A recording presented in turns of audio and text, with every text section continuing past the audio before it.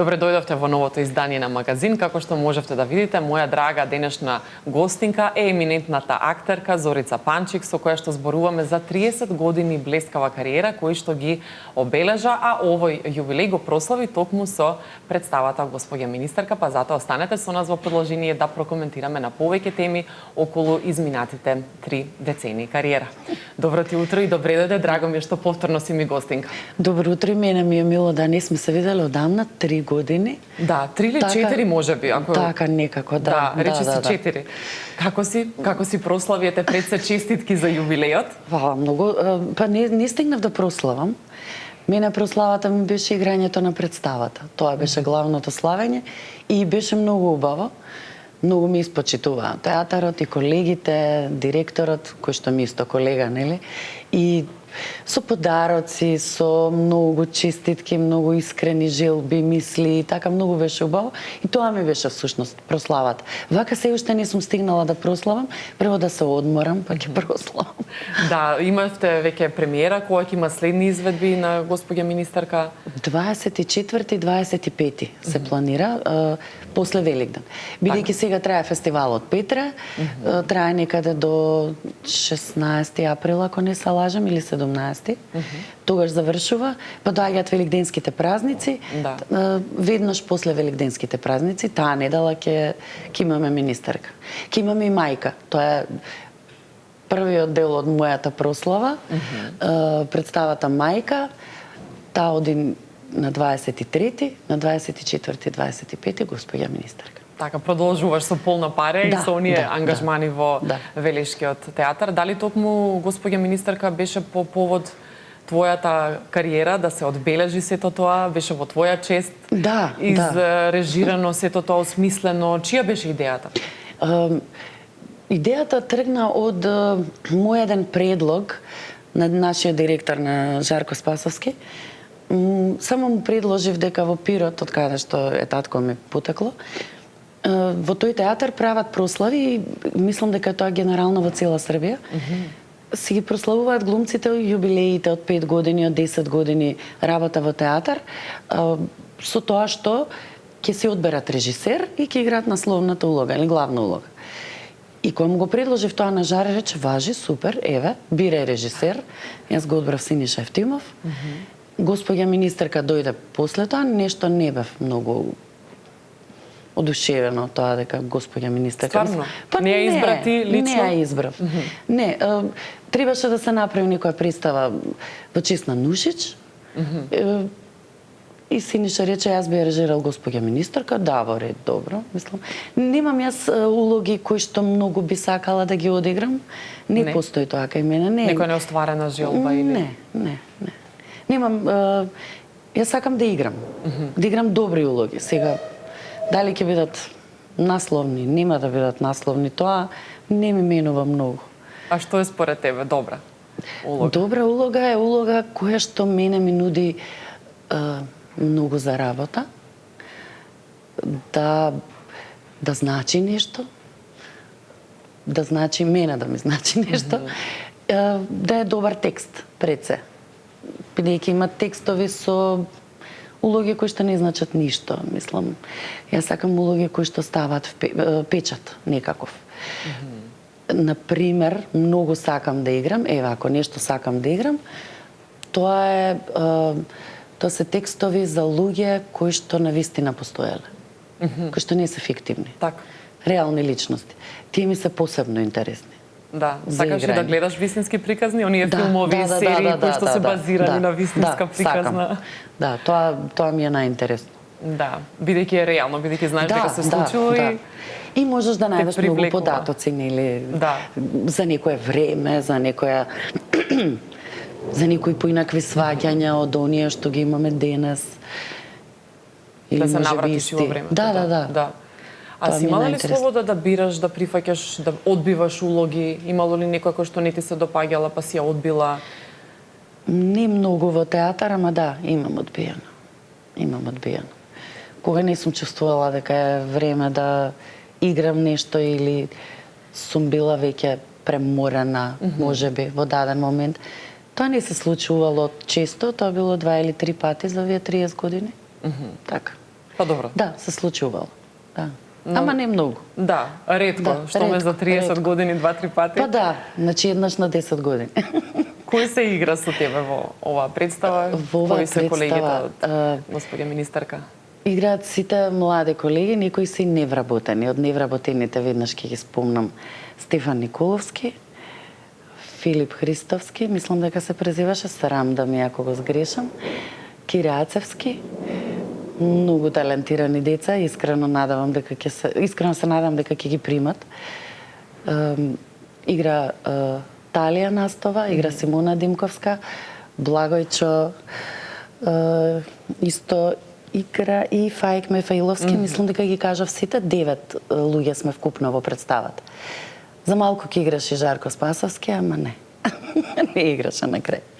Не се случи. Не се случи. Со кого од овие колеги најдолго си играла, си соработувала? Па најмногу со Фаик, со Талија, од оваа екипа најмногу со Фаик и со Талија. А со Кире Ацевски прв пат игравме заедно во Мајка, претходната представа која се случи на 8 февруари беше премиерата. Тоа беше тотално поинаков жанр и беше непланирана. Колега мој Јордан Витанов, кој што е веќе во пензија, ми кажа, ке славиш јубилеја, а да ја спремиме оваа Мајка, многу е убав текстот. Ај види го текстот. И многу беше убав текстот. И ја сработивме и Мајка. Така да јас имав 2 премиери. И 2 прослави, вака, поделена ми беше прослава. Да, и на една и на друга представа. Да. Зборам како жанр, како текст. Така. Паметиш ли некои од сите овие 30 години, некои анегдоти, згоди, незгоди што се случувале, што ти останале во сеќавање и би сакала да ги прераскажуваш со години на генерации и генерации? Па, има многу, меѓутоа се повеќе за наши интерни разговори во театар. Се разбира дека има многу згоди, да. Но А на сцена нешто што се случило, некоја незгодна ситуација или некој нешто да направи што само вие сте го забележале, па сте се труделе да го прилагодите пред публика? Само да се сетам. Да, имало ситуации, например, кога некој ќе заборави текст. Или ќе каже погрешен текст. Сега се сеќавам една представа Железно пиле, таа работеше Јордан Витанов. Имавме во представата пеачи локални кои што гостуваа и пеа народни песни во представата. И излезе еден од тие, натуршчици, излезе и почна да пее погрешна песна. И тоа беше многу страшно, мислам во моментот беше многу страшно за него. Нас ни беше многу смешно затоа што се случува, живи луѓе сме, Да. Театарот е жива работа. За него беше тоа страшно. Меѓутоа не знам тоа колку е интересно вака за публиката. Тоа ние како сме се извадили и што се случувало. Навистина моите приказни се повеќе за прераскажување на колегите помлади. Вака за публиката не знам колку е интересно. За вашите интерни се шеги или работи кои што само вие ги знаете или разбирате. Немало нешто да речеме пострашно што публиката го забележала? Фала Богу, пострашно немало. Мислам. Да, освен заборавање на текст или некоја реплика што можеби публиката понекогаш и не би го забележала ако не знае, да. И мислам и мене ми се случи во Мајка да кажем погрешен текст со причина. Тој ден имавме комеморација во театар и испративме еден многу драг колега кој ненадејно почина, млад човек. И бевме сите уште под впечаток од комеморацијата. Јас не знам како ја одиграв представата вечерта. Мислам, не знам како ја одиграв. Ја одиграв, меѓутоа имав еден момент каде што кажав погрешен текст, во истиот момент сватив што сум направила и се вратив. Се случува. Да.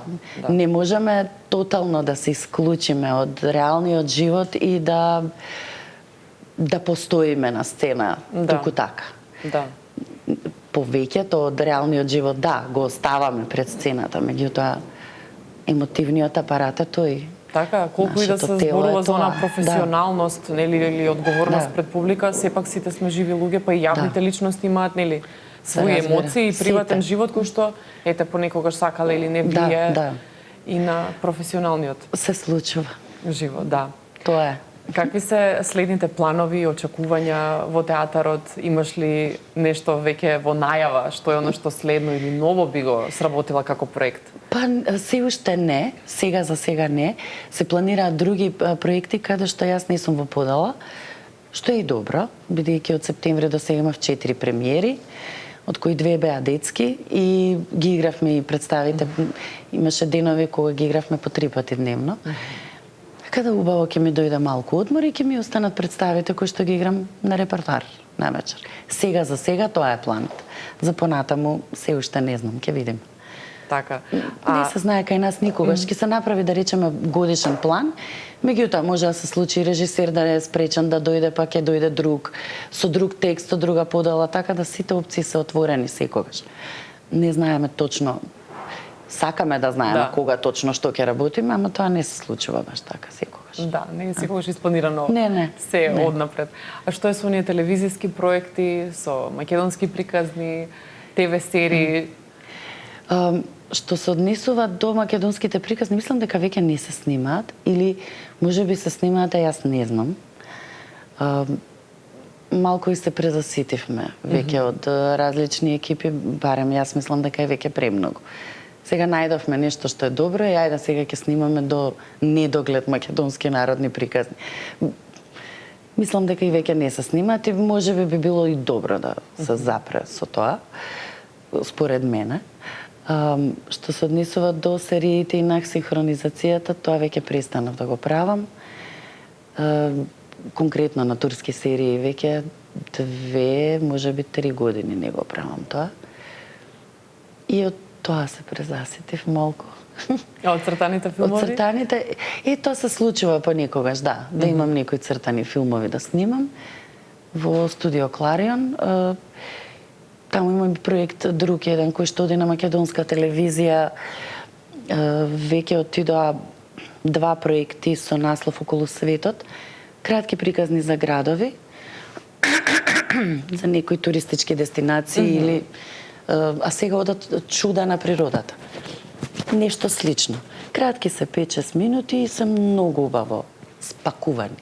А и вака кога го слушаме твојот глас, уживаме па макар и на оние реклами кои што се емитуваат во етерот. Благодарам. Дури и на рекламите го препознаваме гласот, бидејќи нели како што кажа веќе не синхронизираш серии, но се уште имаме од каде да го слушнеме. Да, има твојот и глас. реклами од време на време. Малку сега ќе ми дојде одмор да го одморам мојот глас. Веќе ми е заморен, ама ќе биде за недела 2 ќе бидам како нова. Да, со нови сили во нови проекти. Таман за представата. Да, таман за представите. Дали нешто би сменила ете во овие 30 години кариера, кога ќе се навратиш или би го направила сето она досега исто со секој чекор како што веќе е направено? Може би сменила една работа само. Да сум можела си кажам на себе, диши Зорица, толку. Голема тремаџика сум, премногу емотивно знам да сватам некои работи. Може би тоа би го променила. Чисто заради сочувување на нервите за воиднина, не од други причини. Само да сум си кажала во одреден момент или некој да ми кажа, диши Зорица, диши. Само тоа, ништо друго. Да, трема во однос на представите, на работата. Да, и воопшто, или во одговорноста. приватниот живот понекогаш трема пред некого, пред некој настан. Пред се, да. Тоа е кројката ми е таква. Просто секогаш имам многу трема пред представа, пред секоја изведба. Значи не постои премиера, реприза, 20-та изведба, 100-та изведба. Пред секоја представа јас имам трема. Сега никогаш е многу поголема, никогаш е помала. Не зборувам само за тоа, туку воопшто во односот кон работите. На крајот се ќе се случи како што треба да се случи. Дали јас повеќе се ангажирала, мислам емотивно или не, тоа не минува, само ми ги оштетува нервите, Да, нели? грижата, предвремена грижа. Да, и безпотребна за работите. најчесто. нели? Најчесто е безпотребно. Така е, така е. На крајот од едно така излегува, Да, но дотогаш треба да поминеме низ тој процес. Се надевам дека научив нешто за овие 30 години, нели? Барем ако ништо друго да се кажам, диши, Зорите, и да дишам. И кога исчезнува таа трема? Кога ќе излезеш на сцена, например? Да. Ќе кажам првата реплика, втората и тоа е тоа. После тоа поминува. Па да, тоа е супер, не те парализира понатаму додека играш. Се случувало некогаш да имам трема, тоа било еднаш, два пати, и тоа не можам да објаснам зошто. Представа која многу сум ја играла, нели, која што не ми било прв пат да ја играм, па да имам таква необјаснима трема, ама еве тремата траеше цела представа. Дури кога заврши представата, уште имав трема и вака си реков. Добро, имав трема. Добро. Необјаснимо беше. Се случува. Да. Се случува. Понекогаш ни самите не можеме да објасниме. Да. Па и дневните стресови, се што ни се случува попатно, телото си ги чувствува и се реагира некако. Да, сакале или не. Сакале или не. Се случува да, понекогаш. Да. А колку е битна поддршката од блиските, од семејството за оваа професија и дали си ја имала кога си почнувала да се занимаваш со ова? Бидејќи не секој поддржува некого да биде актер, актерка. Мајка ми беше таа која што не го поддржуваше тоа на почетокот, меѓутоа после тоа веќе почна да и се допаѓа тоа што сум актерка. Мислам дека повеќе беше исплашена од оние стереотипи. Ме глумица е, па тоа значи дека и ова, и она, и 300 негативни работи. Кога виде дека тоа не се случило со мене, мислам дека се успокои вака. Инаку, поддршката кај мене во семејството никогаш не била изразувана вака со зборови. Се тоа било премолчано. Например, има луѓе кои што викаат на своите деца: "Леле, браво, Кирко моја, например, ти си одлична, ти ќе бидеш супер во представата, мама многу те сака." Тоа кај мене не постоело, мислам. Ние дома никогаш не сме имале таква комуникација.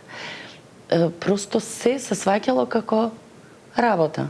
Значи, јас сум воспитувачка во градинка и одам и работам како воспитувачка во градинка. Не ми треба за тоа да ме потапша некој и да ме пофали. Си ја работам својата работа. Така и јас сум глумица, одам во театар и играм представа. Немало такви поддршки од тој тип, некои грандиозни, со многу зборови, со многу пофалби и така натаму. Не, се сваќало многу нормално и најверојатно имам научено да ми се допаѓа тоа и тоа ми има помогнато да останам скромна. Да. Не сакам да бидам суетна, не сакам да бидам желна за пофалби и за ласкања. Нема потреба од тоа. Така, и ако работиш јавна професија, нели сите тоа го гледаат, Да. го знаат или може да пишуваат, Да. исто за тебе да коментираат. Ти пречело некогаш тоа? Што е ова јавна професија? Не. Па не ми пречи, дури јас не знам и да сум имала и лоши критики за некои представи. И добри. Уште ли има? Уште ли пишуваат? Бидејќи гледам се поретко, да. Ретко. Скоро воопшто да нема. Немаме критика, веќе немаме онаква сериозна критика која излегува во одреден весник или на одреден портал. Веќе нема такво нешто, тоа е сега произволно. Ако некој сака, може, ќе напише. За жал, бидејќи критиката треба да постои. Или чисто еве да знаеме каде сме. И те погодиле? Тие што ги имало порано? Не многу. Затоа што мене секојаш репер ми била публиката. Тука нема лажење, тука нема... Се е отворено, се е отворено, се е јасно, или добиваш аплауз како што заслужуваш.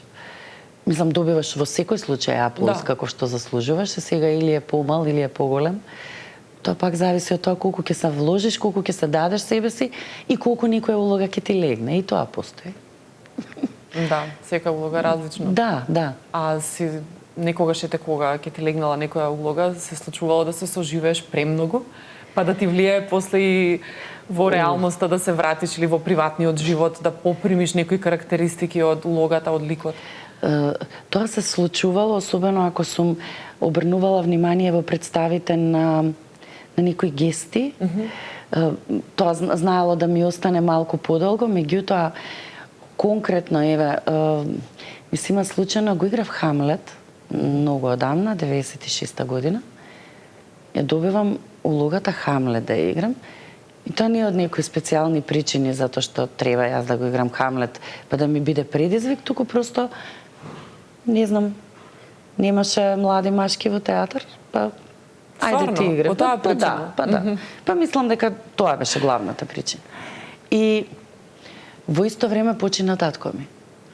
И јас сцената со духот на таткото на Хамлет, па едно недела и нешто не можев да ја направам. Кога излезав на сцена и кога требаше колегата да ми се обрати, само ќе се свртев и ќе си отидов во гардероба. Просто од погреб дојдов на проба. Да. Така беше. И мислам дека уште тогаш почнав да забележувам дека од представите кои што ми се случуваат во моментот, почнуваат да ми се случуваат работи во приватниот живот и просто некоја лампица во глава ми кажа не вака, не. И мислам дека е многу здраво да се одвои приватниот живот од она на сцена. Сега не можеме тотално да се одвоиме, сепак ја со ова тело, со овие заби, јазик, уста го изговарам текстот, меѓутоа такво прилепување на некои си улоги на ова тело не е добро и не е здраво. А јас се трудам да останам здрава. Да. Што подолго. Па и така како што кажа, од некој искуство пак си извлекла поука за понатаму, нели да не ги прилепуваш. Бидејќи тоа може да остави страшни последици. Има луѓе кои што сериозен проблем имале како глумецот од Психо, како се викаше сега. Да. Не сакам такво нешто да ми се случи. И не мислам дека ќе бидам многу голема актерка ако јас сега играм во приватниот живот. Не. Актерка сум на сцена. Дома сум сестра, тетка, во моментот готвачка или патувам или го живеам мојот живот. Не оној на сцена. Тој на сцена е за на сцена и за во театар. Така, и за публиката. И за публиката. А ово е мојот. Да. Ти благодарам многу за ово убаво искрено гостување. Се надевам дека пак ќе се видиме и овој пат побрзо, нема да чекаме да помине толку време. Благодарам, мило ми е. И ми беше пријатно. И мене баш ми е драго и пријатно секогаш со тебе и брзо ми поминува времето. Да, и мене. И мене. Фала многу. Уживај во остатокот од денот. Ти благодарам што дојде. Исто. Фала ти, а вие, драги мои, уживајте во музика. Одиме со Уште ми фалиш, онаа женска верзија. А вие имајте убав викенд, останете на телевизија Сител и се гледаме од понеделник со колегата Тино и со мене. Пријатно.